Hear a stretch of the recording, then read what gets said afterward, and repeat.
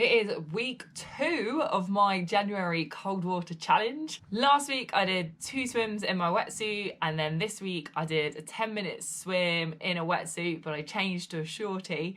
And now it's time to get that wetsuit off, get into some layers, and this time I'm gonna head to the river. It's a really windy day here in Devon. I've looked at the forecast. It is not looking good to go swimming in the ocean right now.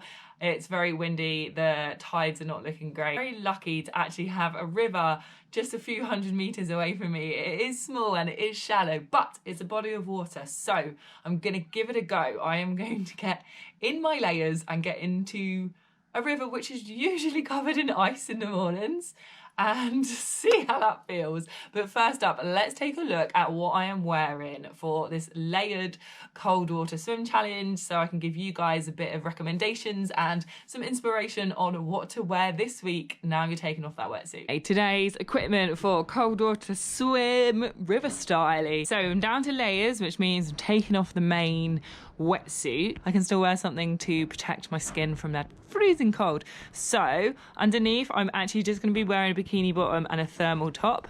These are my bikini bottoms from Stay Wild Swim. This is my thermal top from Fourth Element.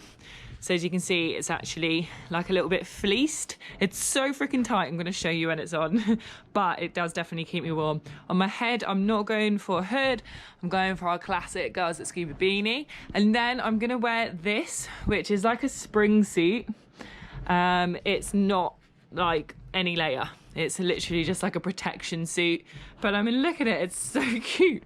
I've managed to get coffee over it, of course. But that will be my little kind of protection suit. And then I'm gonna wear my Fourth Element storm poncho to put on straight away afterwards. Layer 1, got my thermal vest on, I've got no bikini underneath, and then bikini bottoms over the top. Layer 2.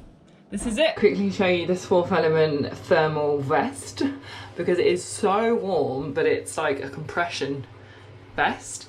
You kind of see how much it compresses my chest, which is absolutely fine, but it is so hard to get off, and when you're cold it is almost impossible. You actually kind of need somebody else to help you. So 100% recommend this, but go up, especially if you've got boobs, go up at least 2 sizes. It's so windy and cold. Not always fine if you're cold before a swim.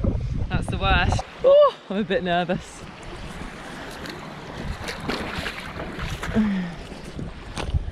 So muddy. Neoprene boots and mud are not the one. First, I'm gonna go and check the temperature of it on my dive watch.